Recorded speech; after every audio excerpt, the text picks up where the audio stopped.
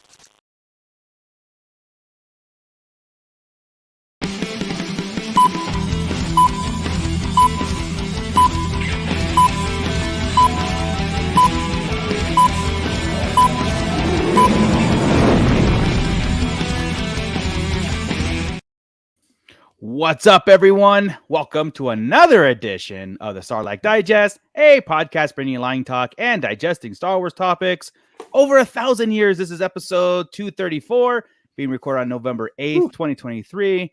And I already missed Halloween. I already miss it. But so sad. Yeah, it is. I'm your host, Darth Moocher. I've got Scott Solo here. What's up, nerds? Got Bootleg Joe. Hey, yo. And Grand Admiral Franz. Hi. We're here to bring you all the great Star Wars stuff and news, all the news, and yeah, all that news. And that was a great show, everybody. So yeah, woo. Ernie all. will be joining us shortly after he wraps up over at the Fallen Fat Chronicles. So when he comes in, we'll bring him in. Hopefully not mid convo. You can catch up real fast. But before we get into all the stuff that we're going to talk about, because we're here to talk about Star Wars and have fun with it. Even when there's no news, we tend to our brains swirl around with theory crafting and everything else. So it's still fun. It's still fun talk for it to get into, But before we get into that, kick it over to Scott. Shout out our Shadow Council and everybody who's being digested in the pit as we speak. What is up, Shadow Council? Hey, thank you one and all for your support. We really do appreciate it. Without you, Bootleg Joe would not be able to currently stare at everybody through his TV. Look at that. Look at those eyes. Look at those beautiful eyes of Bootleg Joe. What's up, man? Whoa. There we go. Look at that. There's all right. yep. Saucy. So thank you, AJ from the Forbidden Panel, Brandon and Anya Epler, Cliff, Crystal E, Dennis McGrath, Don the Dad Dorn, Eric Grubb, Flavy Davy, formerly of the Nerds with Attitude podcast, Gavin Connor from the Holy Hour All Cure You know, I thought for a second I'd actually be able to read it as it's listed because I usually do, you know, Gavin Connor from the All Cure Holy Hour podcast. But no, now I'm reading it as it's written and I screw up the word podcast. It's not like I'm on a weekly podcast or anything. Gavin Connor from the Holy Hour All Cure podcast. Jesus Christ. Nice. Justin the Vanilla Thunder, Mervine Bolanos, Matt Logic, Papa Schmitty, Ryan, and the Star Joe's podcast. If you are interested in joining the Shadow Council and getting in on some of the exciting events that we've got planned, scan that QR code or visit patreon.com/Sarlacc Digest podcast and join today. And we do have some pretty exciting things coming up. So yeah, stay tuned for that. And then, as if that's not enough, we are currently digesting Gordon Skalski, Don the Dad Dorn. Mando Mike is actually here. Wow, it's been a minute since Mando Mike has been. I don't know. He could be in Baker still. Right. Who knows? Yeah. Lost in Baker. Santo 1414. Jake Gooding. We've got Matt Logic in there. We've got Gavin Connor in there. Rick Jones. Russell. I'm not even going to attempt to say your last name, Russell. So Lemieux. Thank you. Thank you, Grand Admiral Franz. And yeah, so hey, what's up, everybody? Let's talk some Mike is Star calling Wars. You a well-oiled human. He's pushing 50. I don't know how well old he's gonna be, but yeah, well, Mando might well over, so you know he should know. He should know, right? Yeah. So I know that Russell Lemieux was actually. I was looking at this comment here that he said Star Wars needs new content and do its own thing, not to be the original trilogy. We cannot rehash the same 6 ideas forever.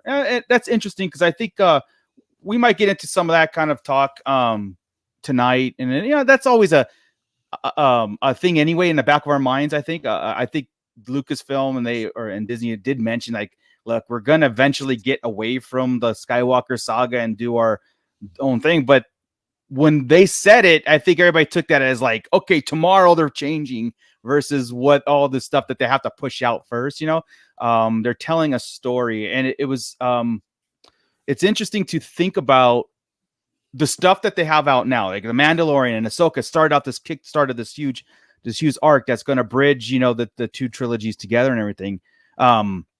I'm wondering like how long that gap is going to be, right? Like how long will is that 10 years? Is that 5 years? Is it like in a few years? And it's like, is Dave Filoni going to wrap it up sooner than later? You know what I mean? Like, what would you guys want? It's not that what we know is going to happen. What do you want it to be wrapped up fast so we can get to other things like Russell was saying? When this does wrap, when we get to that I think it needs to go. Finish this Mandalorian thing, right? Get this all through here. Have the Acolyte in the middle because it's already there. And I think that should have waited a minute, right? But get through this whole Mandalorian Heir of the Empire thing and then start going backwards. We have that 25,000 year before, A New Hope. To go back there and let's start building from that piece. Then we're away from the Skywalker saga and we're heavily in the Star Wars lore right there, and we're through it. And then that could have touched the High Republic and everything. And I agree with the content piece. The problem is they did do a whole bunch of content outside the Skywalkers. It's just in the High Republic, and it's all book form. And that's an issue. You know, if they'd have done some shows on that probably would have been helpful to everybody. Yeah. Do you guys think it's going to run simultaneously as far as like that 25,000 year gap, or is it going to wait until this saga, like the Heir of the Empire? We're just going to call it that. The Filoni-verse Heir of the Empire saga is going to be done, and then have like and then we're going to start like new chapters, or do run simultaneously? You know, I would like it to be done and start something new that way. So finish this off fresh, right? Yeah. Exactly. Yeah. I mean, but they're kind of throwing us this bone with the Acolyte, which is 100 years before the Phantom Menace. But I honestly do think it's leading. It's all part of it. You know, it's leading up to the Phantom Menace. I think it's still, in my opinion, completely uneducated guess here. It is part of the Skywalker saga, and that it's leading to the Phantom Menace. I want them to finish this, wrap it up. Let's move on. Let's do something in the past or far, far in the future. Yeah. Preferably the past. We've got that, like Chris said, we've got that 25,000 years we're talking about. let's open up that can of worms and see what's ancient. You know, Yeah. let's not dwell in the Skywalker saga, and let's move well past Rey. We're getting ready for it. We're getting ourselves primed for that move on. I think what also is going to be a little different, I think, is Skeleton Crew, right? Mhm. That's going to be it might cross paths with, like, say, Carson Teva or someone in the Mandoverse era, right? It's still gonna plugged cross in, paths. yeah. But that's going to take us to a different, probably the new galaxy we were just at, I would assume. I think. Yeah, sure. You know what I mean? It's going to be somewhere else, and they're not Skywalker related. So I mean, that's kind of nice. But we're not going to get that. Mandalorian ended up being very Skywalker related in the original trilogy. You know, and I love it, and I love it for it. So I mean, I'm not going to fight it. Here's the deal, man. We've got from Phantom Menace until, God help me, the Rise of Skywalker. Right? That's a lot of time in there. Tell me a lot of stories about all these people, and I'm here for it, dude. Bring it. I'm okay in this time zone or this time frame because I love this time frame. So. Yeah, I know. I think what Miss Sunflower, she's checking in. So what's up, Miss Sunflower? So like what Russell, I think what he was getting at. And then what Miss Sunflower says, they should make a new saga. I think I think saga is the key word here, right? That's 25. We're playing. Yeah, even with Ahsoka and Mandalorian, we're playing in the Skywalker sandbox. We're playing in the original trilogy sandbox, and I know that's Star Wars. I mean, that's been from day one. This is the blueprints for Star Wars. So yes, we get to. There's a lot of stories to be told there. I'm hoping that with that kind of like people saying like, you know what, I want Star Wars, but I kind of want it to be like this brand new slate, brand new, map with these characters and this story moving forward. That doesn't. I mean, you have the tropes that tie in, like the Force, dark side, light side, and galactic politics, and all that stuff that ties it in. But I think people are kind of ready for new faces, new ventures, and Skeleton Crew might do that for us. But and like I said, it might give us those breadcrumbs to the arc, right? The Mandoverse. But also might introduce us to a brand new kind of like Star Wars adventure and see where that goes within the time frame, but a different place. Who knows? But I think the 25,000 years obviously is the one that takes us away from it. The Rey movie is going to be still in it. That's the thing. That's the Skywalker world. So, I think that's the big move there. So that. Like I said, the Acolyte's the wild card. Like Scott it said, is. We've heard that it leads right up to the Phantom Menace, and I am of the opinion this is whatever happens here is what causes Yoda to change the rules for everybody on the and everything. And I think that's what he's not afraid to admit he's wrong. And I think that's the cool. I think that will be the cool connection, right? Is like why did we get in this trouble in the first place? Why did the Jedi change? What was this big hap to do? And that's what we're going to get. And I think that would be cool. Yeah. Jake Gooding, I just want a Darth Maul show. I think we got a Darth Maul show. It's just spread out between like it really is. We got 50 hours of Darth Maul. We got so much cool Darth Maul of him losing fights. I'd love it. Yeah. But him being the greatest swordsman in the galaxy, but never winning. Yeah, right. But I also I think we need that conclusion though to Solo, where we're seeing him as the head of Crimson Dawn. The public needs it. You're very right. You're very right. Yeah. So, let's fill that gap in between that and when he finds out Kenobi's alive. Exactly. And the Kenobi yell or whatever. Yeah. Fill that gap. Ernie. Well, everybody, up, welcome Ernie the Fallen Fett fresh off the Fallen Fett Chronicles. What a great show you had over there. As soon as you're done here, go check out the replay crew. Give them a like and a sub there. So welcome, Ernie. Thank you. Hi, how's everybody doing? Good, man. Good. Awesome. Just going through our post Halloween withdrawals and then find out what we need to be watching anymore and anticipating for like new Star Wars shows and should we be moving on from the original trilogy blueprints, I guess, or saga sooner than later? I think that's the question now. Like, should they be wrapping it up sooner or just stretch it out and then run simultaneously? Or is it simultaneous and you just do more of, or you have like two groups, right? I'm working the Skywalker saga here and I'm putting out other stuff over here. But does that get confusing for the normal movie going TV watching fan, right? I mean, I think so. I'm going to compare it to Marvel again. Marvel's getting pretty convoluted, right? It's hard to tell what's going on and where and who. Right. I don't want that to be Star Wars. We have so many shows going on where it's like, okay. And it was pretty hard for some people, right. With dealing with Andor. Where does Andor fit in the timeline at first, and then where does Kenobi fit? And you're going back and putting things in different places. It's weird we get it, right? Yeah. Like it takes 2 seconds to figure out where I'm at in the timeline. But if somebody doesn't watch Star Wars and study it every week and watch all the cartoons and read books, I think we're 5 years away from moving on to something else. I mean, still Star Wars, yeah. And like just what Loki is doing to Marvel is this like hit and then ramp up to like future. I mean, I'll speak for myself, and I know that you guys share some of that sentiment. Ahsoka's doing that same thing for the Star Wars moving forward too. It's like Mando to me was great, but Ahsoka really, we hit a ramp. It's like, oh crap! Now the possibilities of where it's going. Mando was centralized in his world, right? Ahsoka takes it galactic. Yeah. And that's the here's the thing though, where and we've talked about this in our own private chat, where the Marvel TV shows do not seem to touch the movie universe. They don't seem to interconnect whatsoever. They tried it with Agents of S.H.I.E.L.D. after the Winter Soldier, and it just kind of it really made S.H.I.E.L.D. better, but it didn't help the movies, and they didn't intertwine anywhere past that.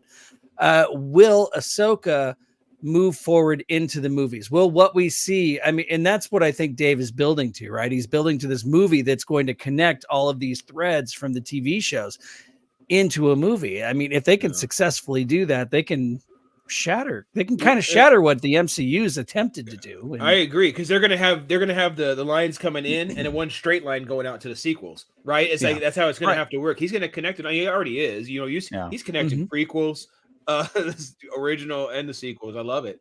There's just so much in there. I know there's probably time to move on from the Skywalker saga. I get it, but damn, I love this. I love it. So, it's funny if we compare it to like this. Okay, great analogy is we've seen Order 66 1,000 times, but every time we get a brand new snippet of it, we're like, oh my god, it gets funnier every time I see it.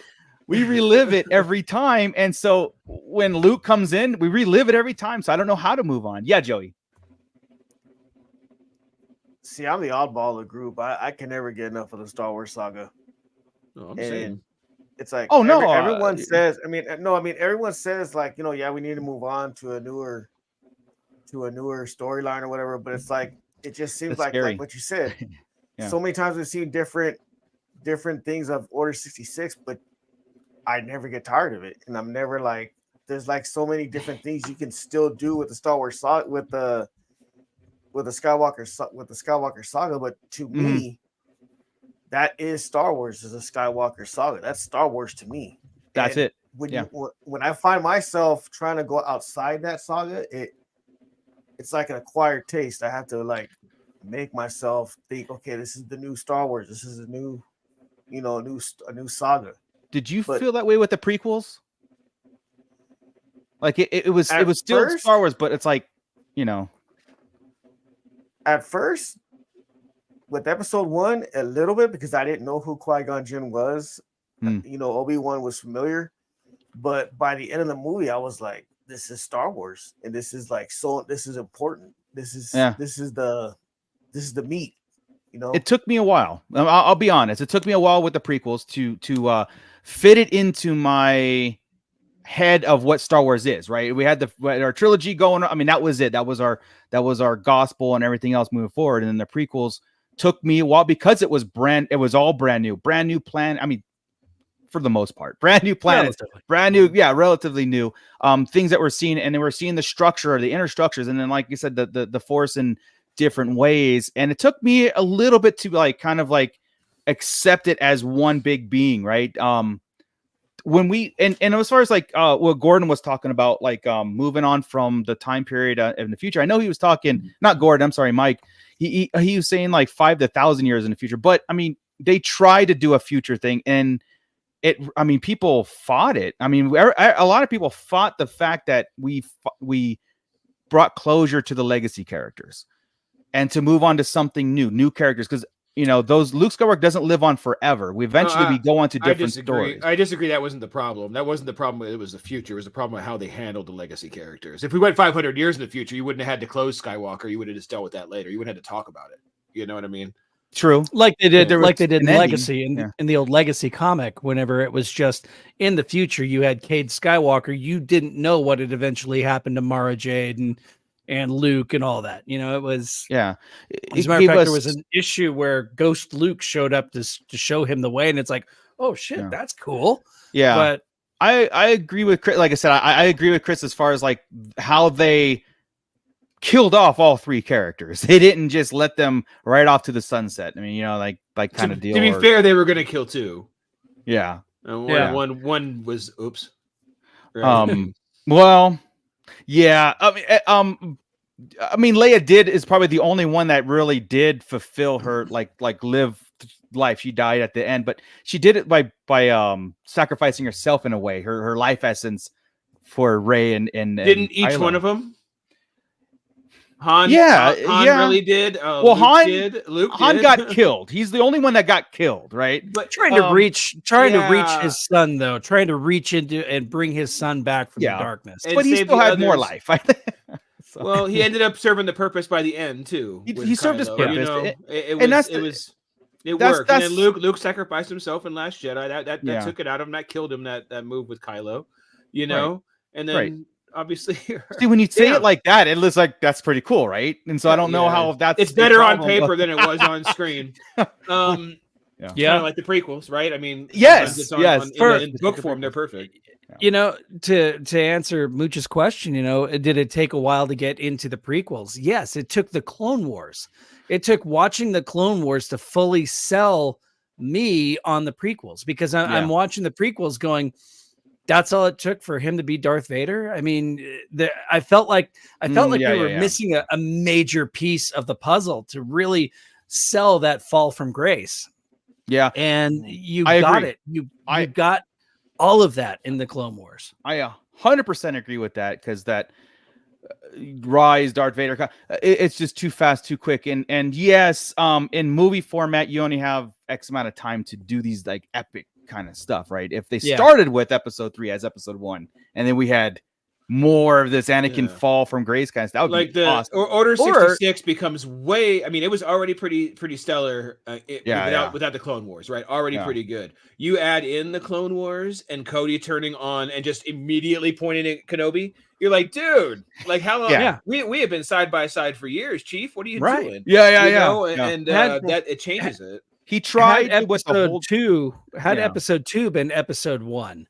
You know, and then see a second movie of Clone Wars battles, you know, and then the Revenge of the Sith, the end piece be what it was. It would have sold it a lot better. They tried it's old Obi-Wan's fault. He's holding me back. I mean, they tried with these things, but it wasn't enough. And now, yes, you're right. So Clone Wars comes, and it just made that big gap right there, just made the prequels really kind of like rise to, you know, and Skywalker. Lucas knew that, right? Obviously, quickly, because he put out the Clone Wars, the micro series, the micro series beforehand. To bridge it beforehand. So he knew it was going to be a gap. He was already trying to put some kind of connection to these clones and these battles and make it seem like it was bigger than it was. So why Palpatine was kidnapped? Who's General Grievous? And all probably these should have been 4 movies. You know, when what's great about us talking. You know what's great about us talking about this right now and saying these complaints is there's somebody on the other end yelling at us of we don't know what we're talking about because this is what they grew up with. We're at that time now. You're right. 1, 2, and 3 is what they grew up with, and this is the story they know. Just like Joe had said, of he's always going to go back to 4, 5, 6. Like that is his. And at the same time, now everybody who grew up with 1, 2, and 3, this is their Star Wars. I've had this talk at work with different people of as we say it as the gospel of ours of 4, 5, and 6. They do on 1, 2, 3. Like that's the story of Anakin and this and that. And it's so cool to me, but funny at the same time as we sit here and point all this stuff out, right? And then they go on with their points as well too of but this had to happen, and then this showed and blah blah blah. And then they see ours like both as my daughters. Yeah, both my daughters, their Star Wars is 1, 2, and 3. That's what they grew up with. And that's what they'll always go back to. And I'm good with all first 6. Well, okay, 1 is way back in the back, but 2 and 3 are in my top 5, and they're ahead of Return. You know what I mean? So it's like that shocks me, man. How dare you, sir? That just shocks me. What I mean, you know, they're up there, and I have no problem with it. And you know what? Here's funny, and it's probably the way the internet and hive mind and crap works, right? Is when it happened, I watched those movies a lot, no problems. I remember them all and loved them all, and may have liked or disliked certain parts. You know, I got tired of the pod race, obviously, and that's been well documented. But over time, I think right then, remember after that, the internet and everything got crazy, right? And all of a sudden, you realize you get all this vitriol hate and stuff towards the prequels, and you're like, you kind of take it in, and you're like, you know what, that was stupid, and oh yeah, that was. And you start getting kind of this horde mentality, and I hate that. I'm not one to be. No, you're right. But I got pulled in that because the internet's kind of like that. Yeah, you know. Like, and then really you realize after a while, you get away from that, and you realize, you know what? Yeah, no, I'm watching it again, and I'm like, no, I'm enjoying this shit. I like it. Yeah, back in the prequel stuff, we didn't have, like I said, the internet wasn't I mean, it was a thing, but it wasn't like a major thing where, right. I mean, there was message boards and stuff, but there was documentaries. They had the People versus George Lucas thing. I mean, people sued them over this. They went nuts over Jar Jar and stuff. And that's the first toxicity happening, right? But at the same time, like I said, it took me talking to you guys, you know, going to Chris's house, watching, you know, doing a marathon and really kind of like talking about the prequels to fit it into the original trilogy, right? And we have to tell ourselves, it's like, yeah, and Ernie, you're right.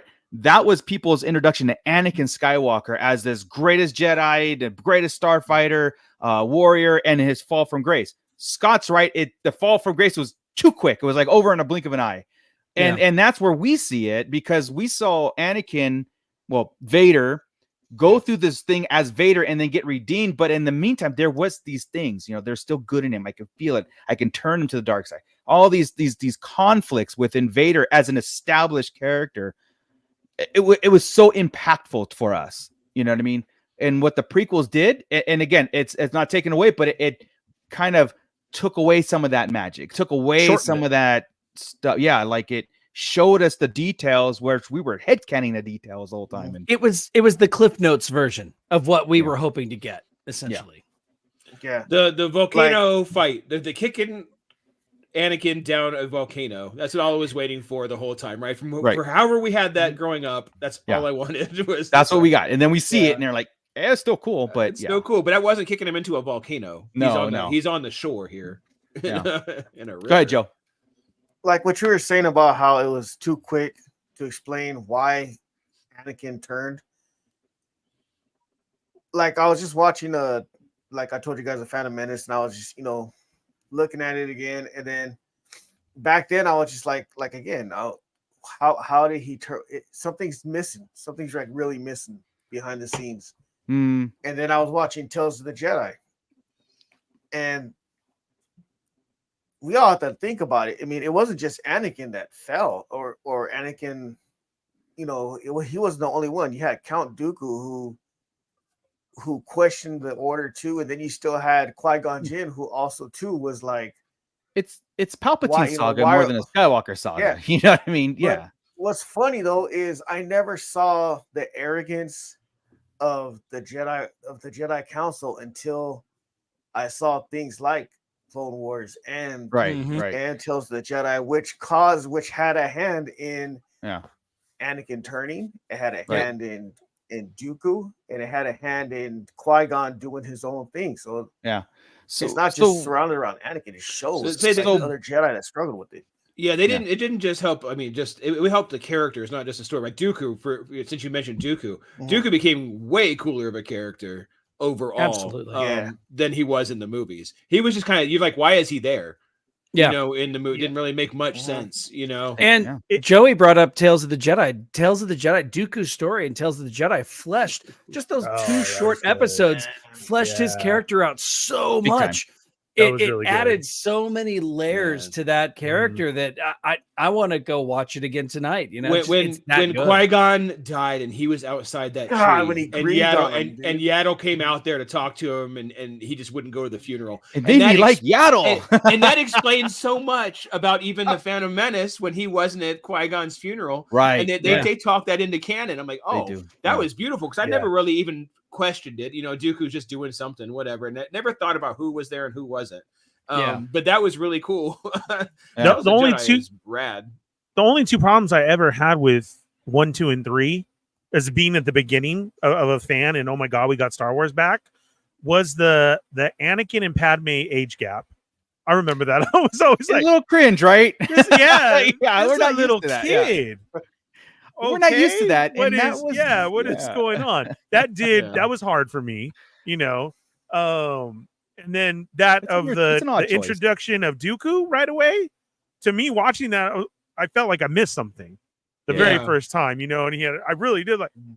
Is there a book that I don't know, or a comic or something that it was just like who the there. hell is this? You know what I mean? Yes. Like, and same thing with Grievous. Right. It was just there. It was just like, you know, So now we're at the age of they present us these films and trilogies and stuff like that, or sagas, and then they have to go back and you know, I know we're doing this visual medium versus a written medium because the books would fill in those gaps too, you know, give us more and whatever. But we're kind of in this age of depending on Disney Plus shows or additional Star Wars story movies or these little shorts to enhance the what we've already got.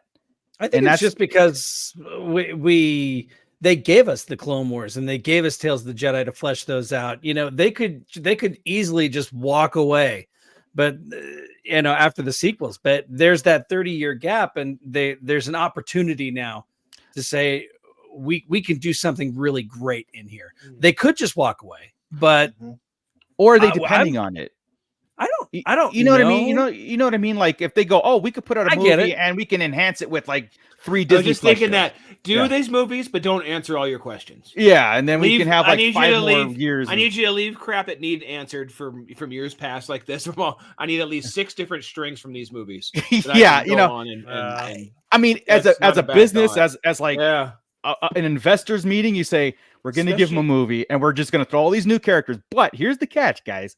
We've got 6 years of content that'll keep the subscriptions up.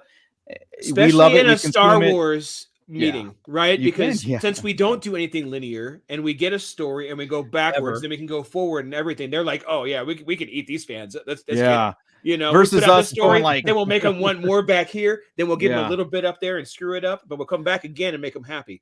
And then they got that little. There's a formula to it now. They get it. And here's the problem, Chris. They know it. You know what I mean? Like they know they can do that. They know they can put out a movie and be like, "Don't worry, we'll fix it at Disney Plus." You know, we'll fix it. We'll fix it in. You know what? Thinking that say Ahsoka had made that into say a trilogy or a duology or something like that, right? Let's call it a trilogy for two seasons. Sure. Would that have bombed? If they just committed themselves for 2 seasons without a TV show connected to it, if they just came out with a movie, Ahsoka movie, a Star Wars story, would that have bombed? The way it ended don't worry about the ending. Worry about just the movie itself. The ending would have been fine for a movie if Balin was pointing and that had been goes a to part 2 ending, right? It would have been the same thing. You just had a cliffhanger ending. Say that was a movie. If I knew there was another movie coming, I would say no. We would know, but I'm saying the regular audience now, if we didn't have this Disney Plus, I don't know how the viewership and everything works and how that would have translated to theaters. I'm just wondering now. It just hit me when you guys were talking about that. Well, I think the Disney Plus, we rely on Disney Plus, but they do too, because I think putting that in a theater would actually bomb without hinder it. Yeah. You know how I answer that one, Chris, now is I think from this point on, everything is bombing. And what I mean, but what I mean by that is you 900 million we're killing it before we're even giving it a chance. That's it right there. Solo got killed even before, and that's a great movie. We talk about that all the time, and the changing of directors and this and that. We've said this in so many times of all these movies that were supposed to come out right now that were on the slate, and they've erased them because this or that. They're killing it themselves beforehand, but we are too. I'm saying as the society and the fans that are now, and nothing can stay popular anymore. Nothing does with this streaming and like that. Look at how popular Stranger Things is. It's only popular until everybody's watched it for the couple of days. It's popular to the lead up. You're right. And then it's such a great series. Correct. Absolutely. And then it's gone. And who can remember about it? That's one of the good things. That's one of the good things about the weekly drop. At least then you've got an audience that'll stick with you for 8 to 10 episodes for weeks. Draw it out. However long it takes, right? And you know, as well as I do that if it's weekly, we're all watching those episodes 2 or 3 times before the next episode comes out. Yeah. So that drives numbers as well. But then also you just dump a series online all at once, and it's a binge and you're done. I don't usually go back to those. I think it's a 50-50 because we're the ones rewatching it. And water cooler talk, I'm sorry, some of those people have such a short span now, they've given up halfway through. There's still 4 more. I can't watch them all at the same time. No, bro, I don't watch it no more. I missed this episode. And I'm like, out of sight, out of how mind, could you dude. miss Like, it? You just said how much you loved it last week. So I think in that question is I think everything bombs at this point. Look at the Marvels that is coming out this weekend. A Marvel MCU movie, and it's already bombing everywhere. With of just course, the I've seen it all over. The low ticket sales. Let me tell you what, it does affect. It hasn't even started it. Yeah, it does affect because I look at it and I just get. It's not that I am like I don't like clamor and go for every Marvel movie out there, but I get bummed hearing that before it's even out. And like I would take your guys' opinion over what the internet is saying as far as like the headlines. The Yahoo News or the the clickbait headlines that's all over Reddit and stuff like that versus people who've actually seen the movie and see, because I'm always looking at how it's tying in, and the term bomb has become so watered down and convoluted that a $900 million box office is a bomb. You know what I mean? You have to make all this money now in order for it to be successful. And like that, we didn't have pre-ticket sales before. You waited until your weekend went and your holiday weekend, like we're having this weekend, and the numbers come out on Tuesday of a successful movie. Right. And it's already slated as they didn't sell enough pre-tickets. This movie is crap. Yeah. Who's to say that? Nobody saw it. Yeah. Please, I don't buy pre-sale anymore. I just go, so. Right. It's different really times now to say that, Yeah, there's some really good points here made in the pit here. Gavin Connor, I think more condensed Ahsoka would have been a rad movie. Yeah, of course, a movie would have been condensed. I agree that it would have been rad for us, right? I just don't know if the regular audience would have grabbed that. So I think Disney they would be like, "Who's?" I think it's I think it's the best thing they've done, right? And I think it's going to lead into the best stuff they're going to do. Yes, and I still think it would have been shit in the theater as far as money goes. It would have bombed. It would have bombed. 100%. I don't know about the 4 of you guys, but I had to explain it every week to somebody. Yeah.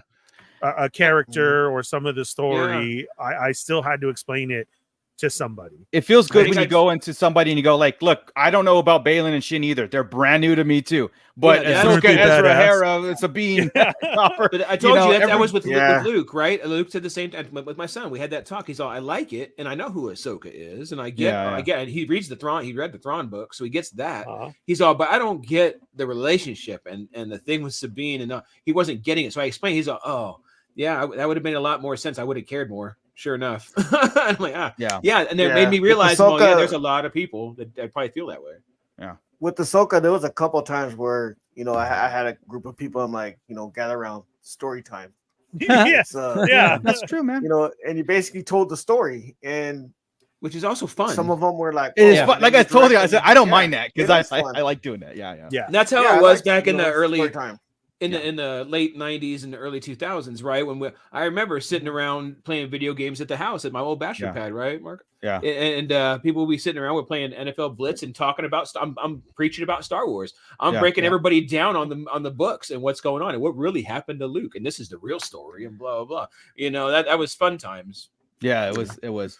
The one thing I've noticed with Ahsoka this time around was it is the first of all the series where I didn't have to explain to everybody what was going on and who everybody was, because the only people watching it were you guys, Julie, Dawn, and all the people at work who normally come to me and say, dude, Mandalorian was so good. They just didn't watch it.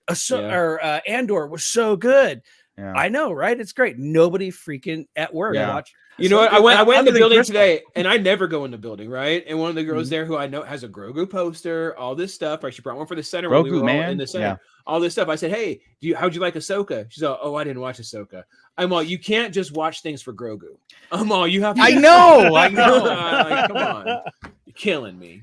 So, but I mean, that's her Star Wars. It is. It's a lot of Grogu was the world. It was the world phenomenon. It was he took not Star Wars by storm. He took movie or just the cuteness of the collectability, a new character by story. He's the new Pikachu. He was the new fad. They want Grogu's story, and they don't give a crap what's going on in the story. They just want to see him eat a cookie. They want to see him flip around, and it kind of makes me mad. Yeah. Miss Sunflower, if a Star Wars movie comes out now, will it flop? Because I think a lot of the fans are also experiencing Star Wars fatigue. I mean, and Gordon comes back with bad writing fatigue, Mando Mike with lack of imagination. Yeah. There's a lot of sadness going on. If you would have asked me, I don't feel that way. I mean, if you would have asked me 5 years ago, I would have said yes. Right. Honestly. I do think there's a different attitude, writing of the ship kind of thing moving forward. Like they pivoted, and now to me personally, I think what they've come out with in the last 3 years of content, but it took took a while, is good, and I think they're on a good trajectory. But I agree. I think any movie, Star Wars movie, people are just are going to call it bomb and hate it, even not even knowing, because they're in that mode of. There's a lot of people who just hear the word Star Wars and they just cringe. Star Wars is stupid. I don't want to. I think an Heir to the Empire movie, right? If they have to title it that too, by the way, and Thrawn is the main and all this stuff. I think that has a chance. I think the Knights of the Old Republic, if we go there, that has a chance. I think Rey is toast as far as box office goes, unless they show him in the trailer, right? And he just does that little move in the trailer, then boom, all of a sudden. Then it's the connection. What they have to do. That's what they have to do, right? See, that's what I was about to say. If the movie was like Mandalorian based, I don't think it would flop. But if it was like Chris said, if it was a Rey movie, it would flop. Yeah. I mean, we didn't see what happened to the Mandalorian race after this. They weren't present in the sequels whatsoever.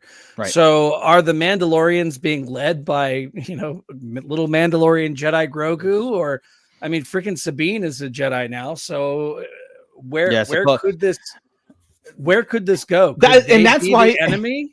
That's why we can't get out of this element of this time period, because there's too many questions still. Too many cool characters alive that we don't know their story. So so why leave? There's way too many cool. And why leave? Why?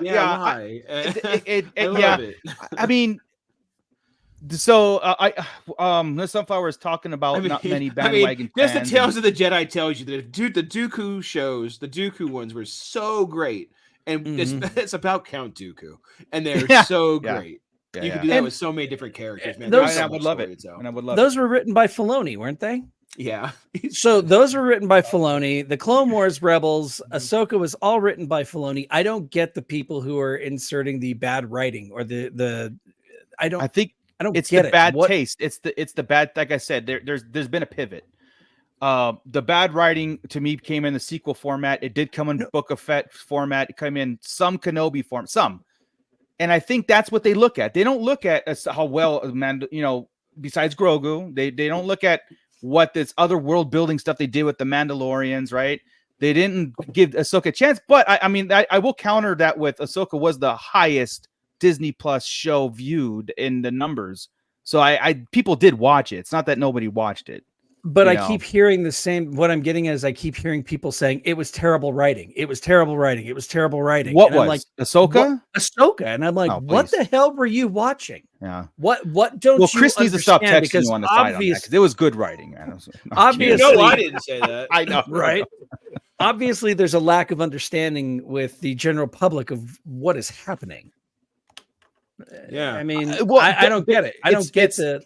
I think that's the problem. That's the problem. And the answer by saying about my son, right? Since he didn't have the knowledge, they think it's bad writing on the show. But maybe they weren't watching or following or caring about Rebels because they thought it was too kiddie when they watched the first 3 episodes. Which the problem is right? Star Wars timeline. The timeline is convoluted. It's too sporadic. We're going in 7 different times, and it all centers around the original trilogy, before, during, and after. Before, it's like we don't know. So when shows come out, they don't even know what they're like. The biggest question I always get is, where does this take place? Where's Luke? Is he dead in this one? I don't know. And so even though you explain it to him, they'll get it for a little bit, and then another show will come out, and it's like, where does this one take place? So, yes, Gordon. Yeah. We want Filoni to write, direct, produce everything. Yeah. Is that so hard? Well, and that's why in Filoni we trust. Yeah. I mean, and that's why I felt. But it's not just him. There are writers, right? I mean, it's not just he's the guy that but they come to him and he's like, yes, he's the look. This is what I need done. This is the outline. This is where we need to go from here, from point A to he's point the new C. George. Yeah, and let's do this. And you guys can help me along the way, and I'm going to guide you through here. But you got your own beat things, and some things he touches. Ahsoka is 100% him. Nobody gets 100%. Nobody gets to deal with Ahsoka. Yeah, and nobody gets to deal with Order 66. Apparently. Yeah. Miss Sunflower saying, I think Ahsoka went too deep in the lore and the casuals had a hard time following. Yeah, I agree. I think they leaned too heavy on Rebel, even though it is Rebel season 5. They went too heavy on having people know the background and stuff. But Night Sisters, all this stuff was just very in their face and they weren't ready for it. You know what even I mean? Though it could be presented to us as brand new, as a fan watching as like brand new, all these characters, and then you get the tie-ins of who they were throughout the show. I think the show, the entire season was getting Ezra back and introducing all these characters. I didn't expect that. I kind of did expect getting Ezra back faster, or I mean they did at the end, but like more or less getting these people to getting everybody up to speed on these characters. Now, when I contradict myself with the sequels and the Disney Plus, because I think the Disney Plus is important to bring everybody up to speed. I didn't want a rehash being up to speed in the sequels. I felt like it was like, the next day, let's go. Episode 7, 8, 9 should be the continuation. Where's no, because I was talking about like how Force Awakens is basically a reboot of Star Wars, A New Hope. And a lot of people told me it was to bring people up to speed. And I'm like, no, you don't do that with Star Wars. But you do that with a series like Ahsoka, or if you did Heir of the Empire, you know what I mean. You do these things. When it's essentially season 5 of a show, you do need a bit of a recap. Yeah, so maybe they lean too heavy on people knowing, or maybe like I said, well, I'm speculating because I felt it was 99% positive. You know what I mean? I think they thought they wrote it for anybody to just jump in and care about the characters, and maybe that's the part we're not getting because we already cared, right? So maybe that's why we don't see it as bad at all. Any bad writing in it? So because I see the same thing Scott does. People bitch about the writing, and I'm like, I don't see a problem, but I'm seeing how the story went and how it's following through. Right. And if these guys aren't into that or adjusted to that those other 4 seasons. Yeah, I get it. I get what they're saying. Yeah. I always felt like, I'm sitting there watching the show and I'm just like, fist pumping, doing stuff, texting you guys. This is great. But I'm also in the back of my mind going like, man, nobody's gonna know who these people are. When they see Chopper and why people flip out Chopper, they're like, oh man, the Mortis gods. Yeah, like that, and some rocks. Like So Miss Sunfire, you're 1,000,000,000% right. They did go a little too deep with the lore to get everybody on the same page. The talk around the campfire, nobody's on the same page. Not everybody's on the same page. You have the people who live it. They know all these people like by heart, and the people who want to get into it, they're struggling because season, Rebels and Clone Wars is a binge, man. It's a hard binge. It is. If only there was like essential episodes you could log on to Disney Plus and watch to really. But even those are like what's going on. 50 episodes deep. And it's like, what I mean? It's intimidating, right? It's intimidating to be able to look at the essentials and go like, I don't have that much time, I'll forget about half the stuff. And so there needs to be like like shorter recap versions of things, like Tales from the Jedi does. It's the shorter, bite-sized information stuff that comes out like tells to come in and go like, here's who Ezra Bridger is, or a little bit of side story, but it gives you more. People consume that in bite size rather than trying to tell them you need to watch Rebels. Oh, and then you need to watch this episode and the Motorcycle. They're like, okay, it's too much. I'm too. Therefore, they're just like, I just, what? Forget it. It's too far gone for me to get into it, and I don't like that. The best description would be like when Jason was having the feelings about Ahsoka, right? And they had to tell Hu Yang told Carson, well, his dad was a Jedi. And he just accepted it, right? It was like, okay, that's what they expected the fans to do with everything, and that's what didn't happen. And that's the problem here. So. And here's the thing though, like I'm sure Dave Filoni and them had that talk of like, we're presenting, we're laying out this show. I think there are going to be people that get lost into it. There's going to be name drops and character drops, and people are going to be flipping out on certain things, and like we can't just have Luke Skywalker and everything. But God, they could have. But they could in the same breath. In the same breath. Hell yeah, they could have. Why not? Yeah, so, I get it. Like I said, we're not blind to it. Like us here, we're not blind to it. And that's why sometimes like not everybody listens to the podcast or consumes Star Wars, and that they just want to sit down and watch something cool and talk about it like around the water cooler and just have something cool to talk about. They don't get that deep into it, But I always say, but then I hear that normal talk and I get all mad around the water cooler. What are you guys even talking about? It's like that's true. Yeah, but also I will say too, it's not over. It's not over, right? So if this was it, like Solo, like when you brought up Solo, it was like they dropped the Darth Maul and people are like, he died. Like, well, what are we doing? And they never revisit. Yeah. If they never give us Ahsoka season 2 and that was it, you know what I mean? People are like, okay, I'm done. Like they can't do this because the internet said, ooh, you know what I mean? Like, right. It's just like Marvel's MCU is a perfect example. If they quit their vision going forward, like Kevin Feige said, I have a vision of what this is going to lead to and the Kane dynasty, all this stuff. But we have this 3-year gap that we have to get through. And if people if they quit, it'd have been lost on everything. So they're seeing it through. They're seeing their vision through the movies. We might not all say like, look, I'm lost in it. It's too far gone of what they're doing. So we do have to see what I'm one of those. I'm one of those with Marvel. I'm like, I'm lost, and I have. Like, people are getting that way with Star Wars. Yeah, I think if you just watch Loki, you'll be fine for the next couple of movies. I think Loki's gonna just. They brought it in back full circle. Yeah, but I saw somebody else in here say they didn't even bother with Loki. That's the one you need to bother with. Yeah. Seasons 1 and 2 of Loki. It's really good. Yeah. But like we need conclusion on some of these things. So again, like I'm imploring Dave Filoni and the Star Wars team and all those guys to continue doing what you're doing, and you will bring it full circle. And I think like we get a season 2 and these things like that. I think people will get the information. It'll get to them. They'll present it. It just might take 3 seasons to do it, and now I think the question of this episode was like, is it the savior of the saga, right? The Mandalorian saga, the fill-ins, the Mandalorian shows like the Clone Wars was to the prequels. Yeah. Now Mandalorian's working kind of different, right? Because it's enhancing not even really the original trilogy as much, but more the prequels and Clone Wars and a bit of the sequels. What else do we need to see out of it to make it like really like change the sequels? Like what would we know what's linking to it? Is there anything that we could think of that would make us go, oh, that makes the sequels so much better? Okay, so Snoke and Kylo and the Knights of Ren. That is something.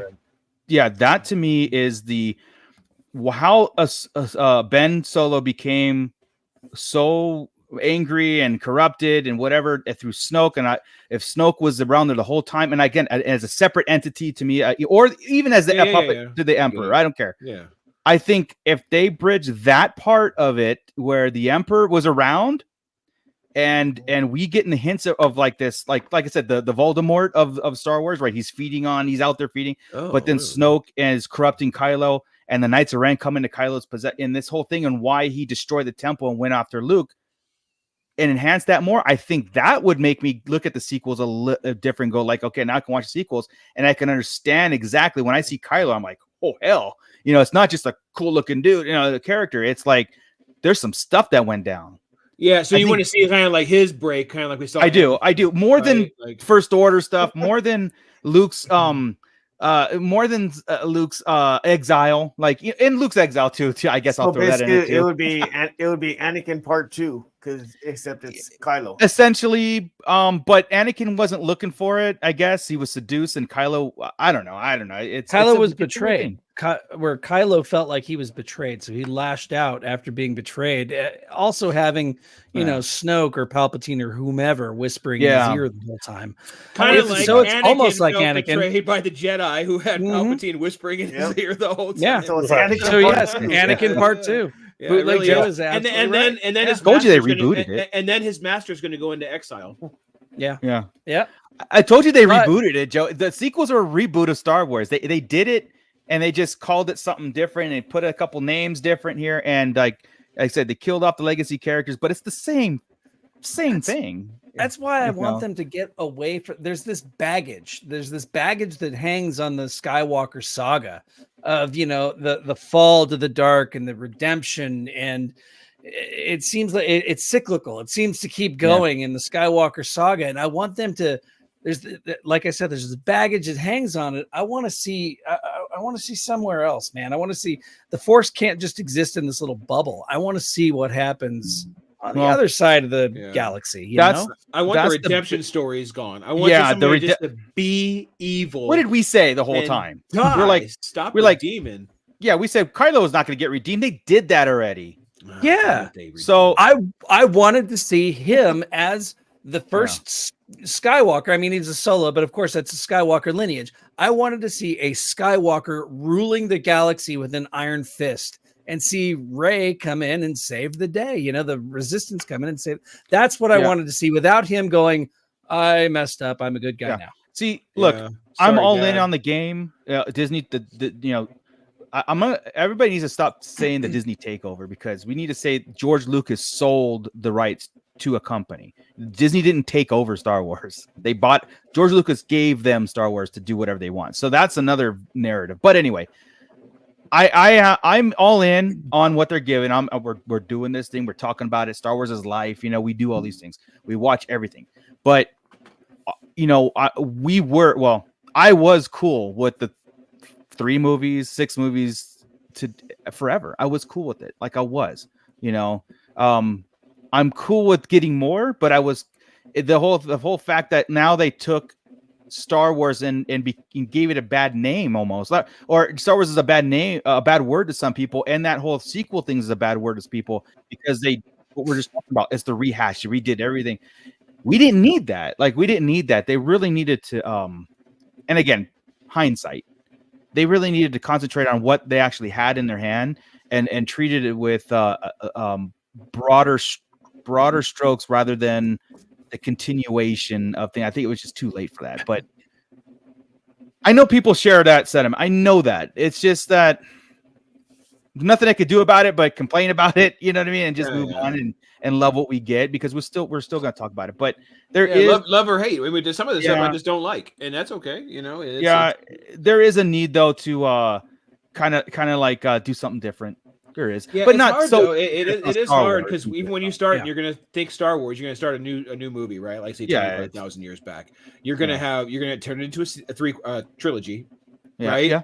And then you're gonna have you're gonna have somebody's fall, rise, and redemption, and it's like, oh man, we just did it. There's no reason to have a redemption, though. I mean, you can actually see somebody fall and just be a bad guy. You don't have to have that. I mean, we're talking about it right now too. You don't have to have that sympathetic villain that you're like, oh man. You can have a freaking Voldemort, like Marco was saying, who is just evil. Who's just a bad dude. Palpatine is just evil. He did, but they just brought him back to kill him again. That's the problem.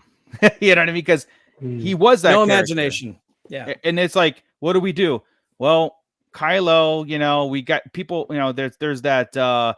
There's a good guy in there still, and okay, we can redeem him. But let's just bring the Emperor back to just kill him immediately. And that's why I say with this opportunity for the Mandalorian and Ahsoka and stuff like that not even that, it's just Disney Plus in general to get some creative juices in there on how Palpatine survived, how they went after Ben Solo, how they manipulated Ben Solo, how this is a continuation rather than a rehash. And I think it could work. I don't think it'll work 100%. I think people still go like, okay, that was great up until, episode 8, 9, or whatever it is. They're still going to complain about it, unless they do special editions. And we've talked about that. You also don't have to lay down every second of that time either. You can still leave some things up to the imagination. Like I think they're already doing a pretty good job of, possibly explaining Snoke with having the little clones and the tubes on Navarro. That I just looked hope it like continues, Snoke, right? I Right. hope it because and that's my point, fear. because this is before he manipulates Ben. So whatever Yeah. comes out of there, or the original host, right, needs to manipulate Ben. And I'm all that show actually is what That's I'm sitting here. I've casted it in my head while we're sitting here talking. I'm Sure, like, sure. I want Finn Wolfhard in there as young Ben. Young I Ben, think yeah. Matt Smith can come in and be Palpatine's. Bound to get young- Matt Smith in there. real Palpatine's real clone or fake clone.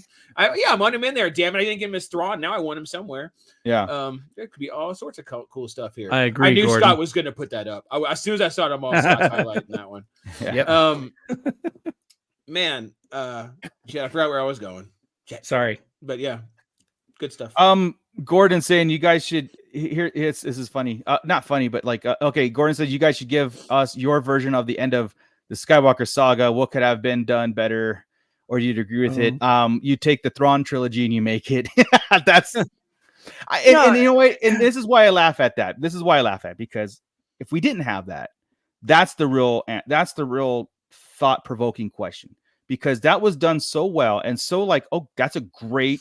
It's a true continuation of what we just got to that trilogy, Luke's journey, the Emperor's journey. Everything in that was believable, and it was like that's a great 7, 8, 9. And it's so hard to come up with our own without referencing that. You know what I mean? Because it's the remnants, the warlords, Thrawn. It's just. Is he asking us for a completely new Skywalker saga, new trilogy, or is he asking us to just finish it? Because I mean, The Force Awakens, yes, it was a rehash. The Last Jedi set us off on this trajectory, and The Rise of Skywalker just threw all of it. They threw the baby out with the bathwater and just said, "Oh, let's just do something different." So, are you talking about Rise of Skywalker? Or are you talking about an entirely different? I think he's saying. I would think the concept of the last trilogy. How about that? How about this? Yeah. Take that last trilogy, right? And you have to add a few elements, right? Number one, a time gap in between 7 and 8, right? Yes. Going the next day was dumb, so that was a little bit of a time gap. Take away the 18-hour chase, because that needed to happen in Last Jedi, because that just screws you up talking about 18 hours. Not so much shit happened there. That just take away. And I still think Canto Bight was there just to extend the runtime of the movie. Yeah, well, you guys are rewriting the sequels. You're rewriting. Because they're here.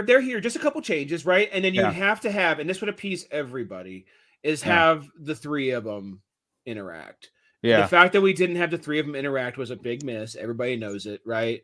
Yeah, of course. That as Han and Luke never together. It was a. It's also like. Yeah, and I was like, well, they're old.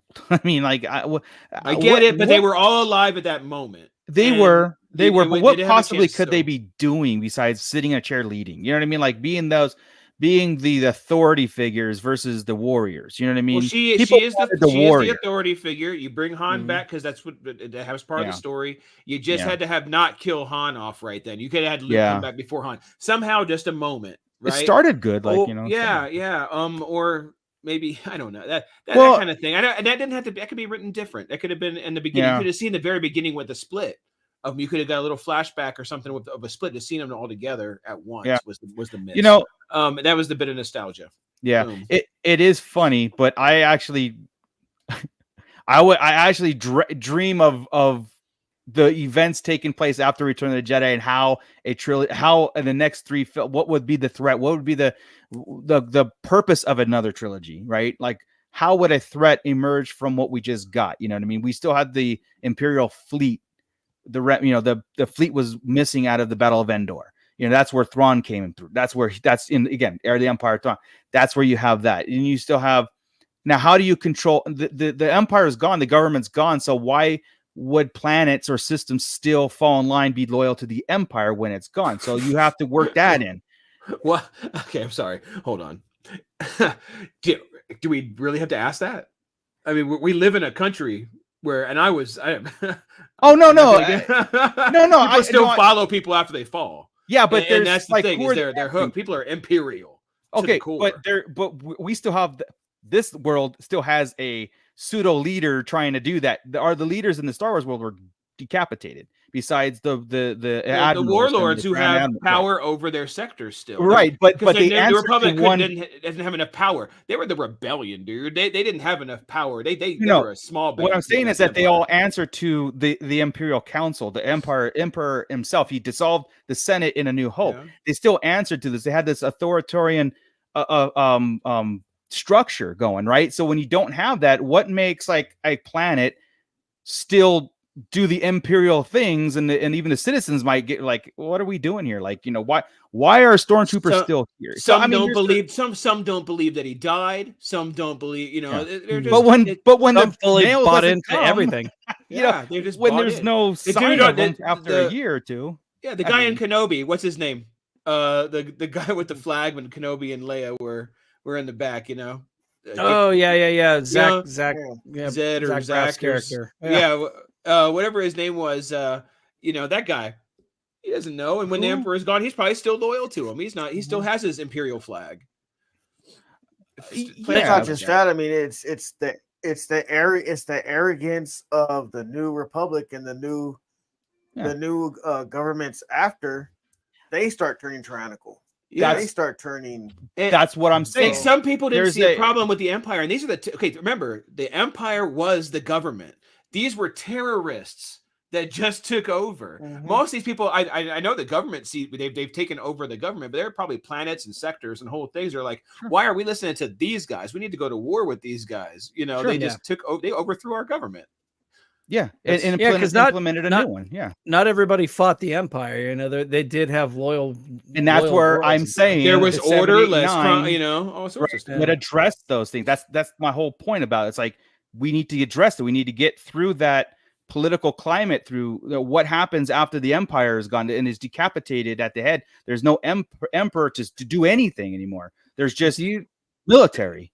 Do you think in that 6-year gap between Return of the Jedi and the beginning of The Mandalorian that maybe they've swatted away some of those maybe they've built up? Well, in the aftermath thing, the Empire had one last battle. The Battle of Jakku. Yeah, so the Battle of Jakku. I forgot about that.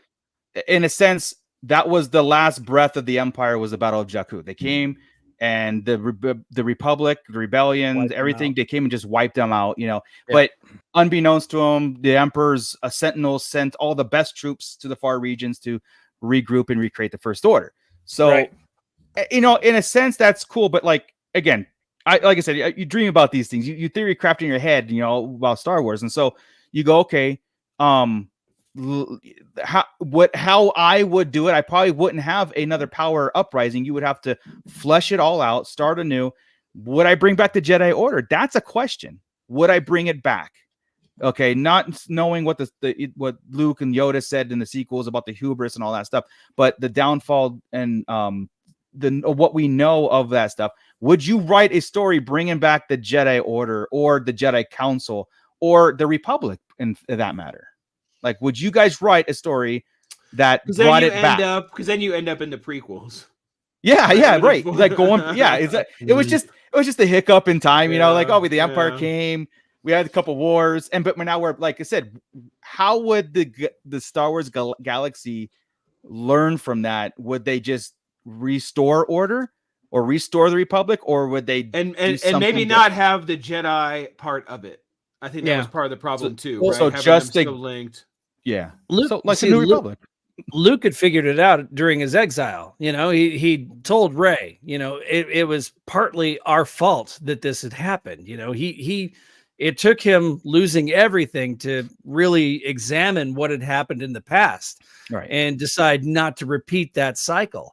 So would you just make new rules? He even said they allowed Palpatine to gain power under their noses. He learned all that stuff, which is a direct shot at Yoda. But, so yes, I mean, that's whenever if you decide to rebuild the Jedi Order into something new, you look at what came before, you look at the problems that were there before, and you adjust. You don't just say, oh, let's do it again, everybody. Yeah.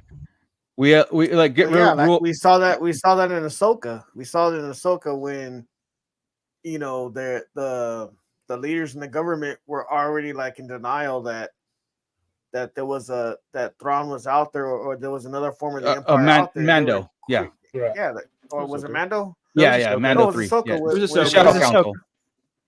No, he's talking Shadow about Council, right? he's talking about the New with Hera. Republic. Remember with Hera? Mon Mothma. Yeah. Those guys. Gotcha. Yeah. Yeah, so they were Fucking already making the Xiono. same mistakes then. Yeah. Well, So it seems it just because seems they like these feel the governments threat's never over, learned their right? lesson. I That's- don't know. That's the thing, though. They're not making the same mistakes the Empire did. They're not being active enough to try and keep order. Yeah. They're just letting everybody. And that's just to get the first order. Well, they in, basically you know what I mean? They basically Yeah. did the same mistake that the Jedi Council did when they tried to tell the Jedi Council that there was a Sith. What did they say? Oh, the Sith haven't been around Sith a have been millennium, extinct so for they didn't millennia. believe. Yeah. Yeah, so Yeah. they didn't believe Bullshit. It's not like- them. And then with Hera, she's trying to tell them there's a threat, and they're like, "There's no Yeah. threat. It's just it's the No, same mistake." It's Xiono, that guy. Yeah. He take That's that why dude the- off the board, get rid of his kid, everything. Sorry. Get I'm getting all blown up. imperial. Yeah. And again, that's what we have. The goal in our minds, we always try to make like, okay, what would a story look like if we didn't do that?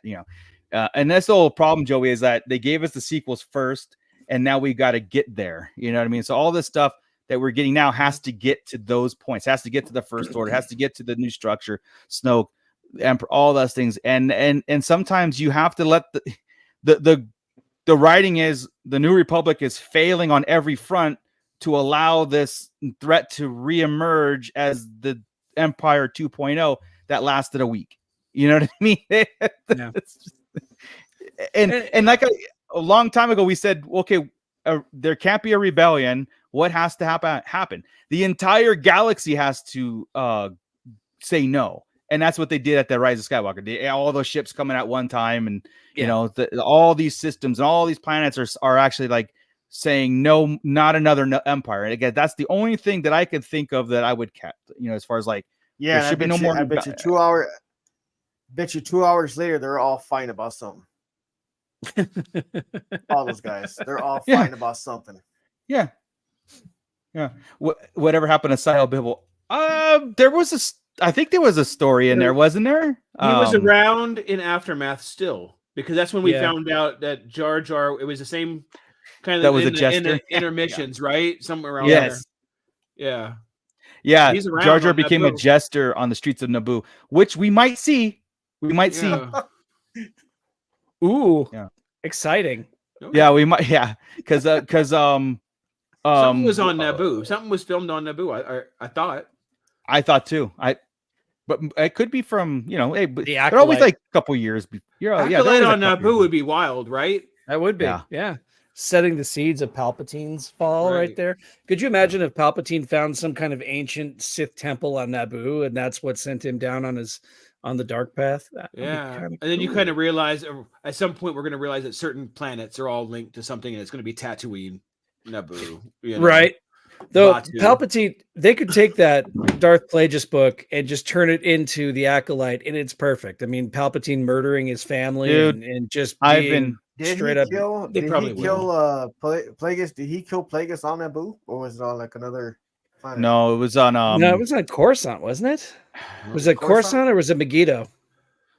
I didn't know if it was Megiddo, but I don't think it was on. I don't feel like it was on Coruscant. But maybe, who knows? Like, it's been a long time. But yeah, I bet you that's what's going on in the Acolyte. It's just going to set the stage differently than like if we're I going hope to they different hint the at it. Empire. Yeah, They're going to yeah. do it different. just give us that like it is, but it is like okay, the story and the characters we're following, but in the background, it is the Plague you story. you hear know? or Really somewhere cool. you hear the Emperor's Yeah, deal. Like Yeah. where'd we just go? yeah. See, that's a whole other story that Oh, they dude, can open up.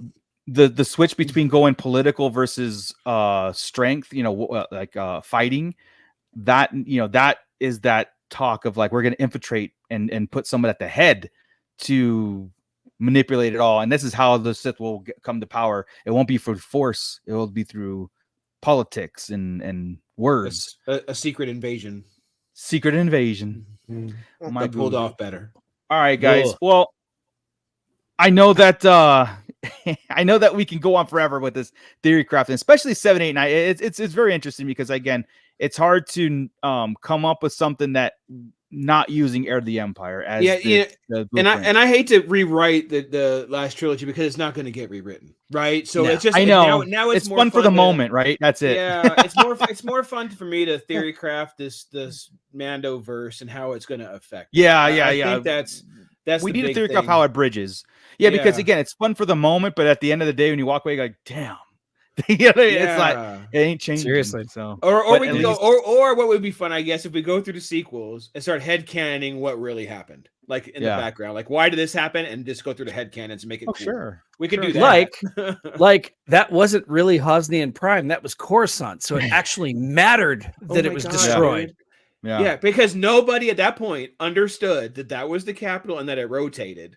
Right? Nobody knew. Nobody cared. And again, it didn't happen before that moment in time. Yeah. They never changed. It's a random book that said that, and nobody got through Aftermath trilogy. Yeah. So it's like, or was it Bloodline that said that? Maybe both. I don't remember. It might have been Bloodline. I don't care. Still, it should have been. But yes, it should have been Coruscant. Coruscant would have been better. That would have made an impact, a lasting impact. Marco and but I were having JJ a doesn't do conversation the other night. Yeah, JJ doesn't do anything permanent because 10, 11, 12. You know, that's why he'd be like, oh, we're gonna make 1,000 of these, and a new desert planet and a new cantina scene, a new exiled master. We just keep doing it. Can we just not with JJ? Nobody will say anything because I'm JJ. Somehow the Emperor returned again. Part 10. Anyway, I digress. It feels good to say those things out loud sometimes about your own like Star Wars, you know what I mean? Because again, we as we are fully in, don't get us wrong, we're in to the end of this thing. And but at the same time, you know, we could say these things but as long as our talk does that bridges those things to be like constructive to like have good work. Talk that make it work right, instead of what Mando Mike says, you know, 7, 8, 9 been permanently filed away. It just won't. I mean, that's as much as that's they could just check market Legends and start over. They're just not going to do it, you know. Nope.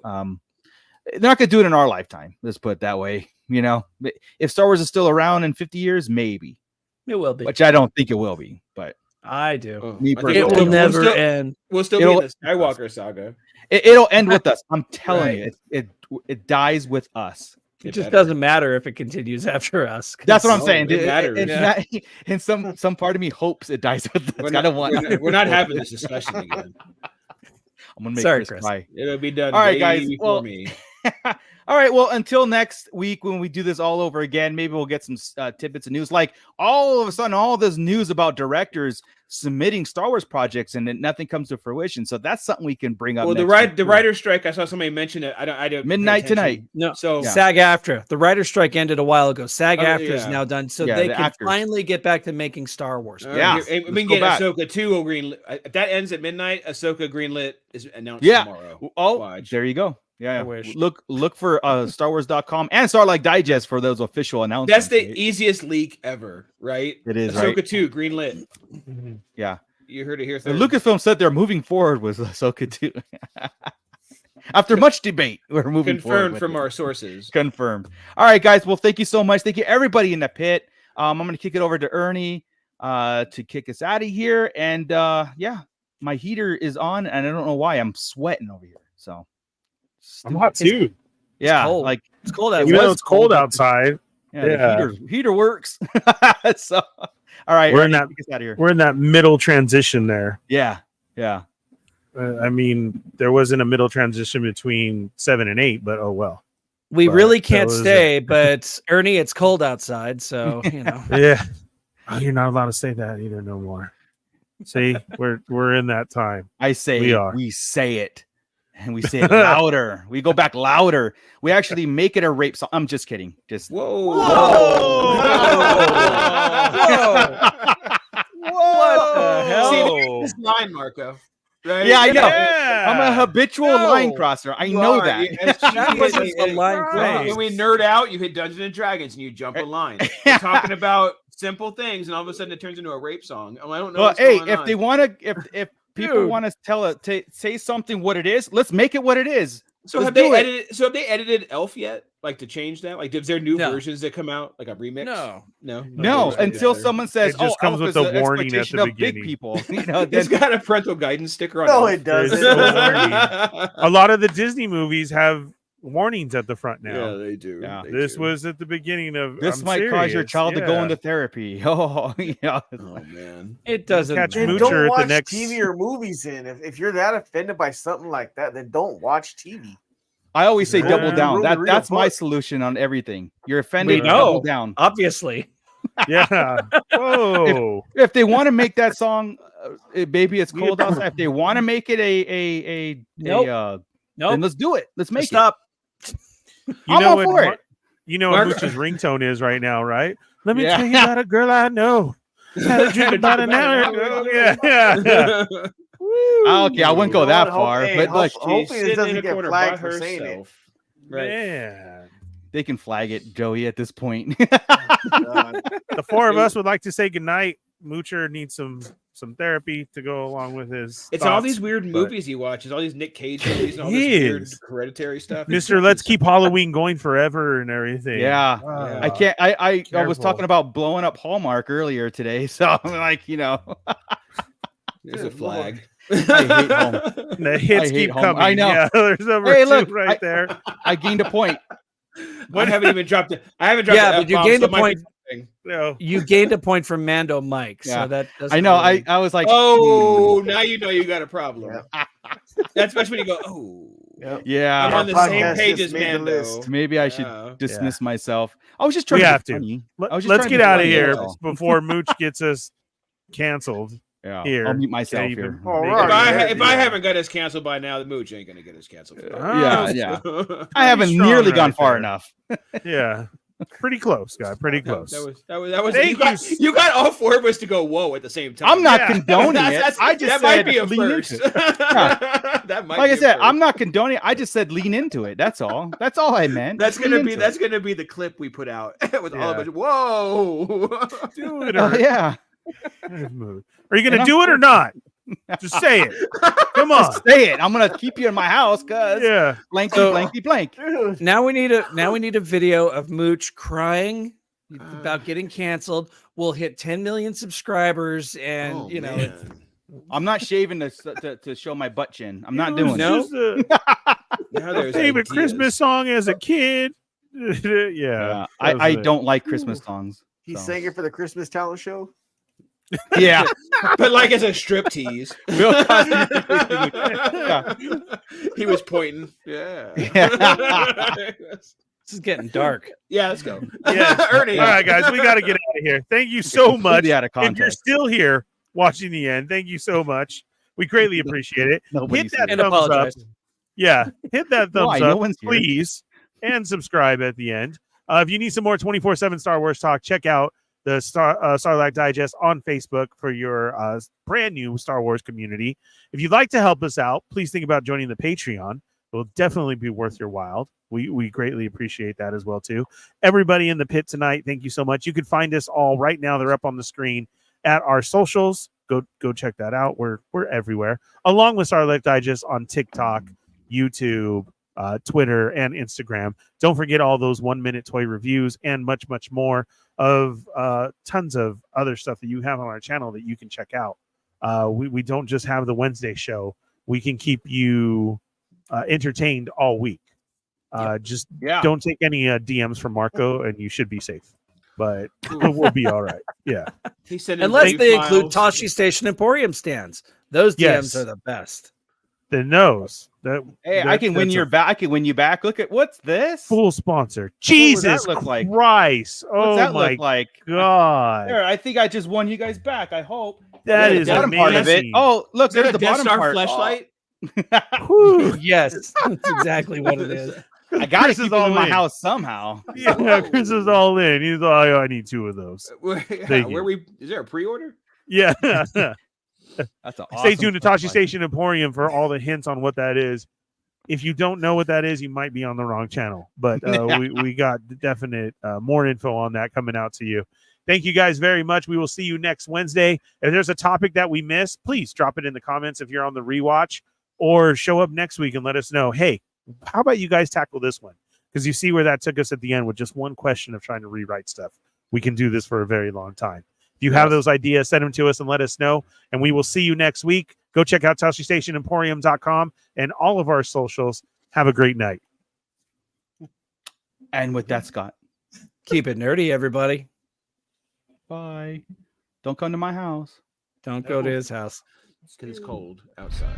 This is Grand Admiral Thrawn. You are listening to the Sarlacc Digest. What a fascinating play on words.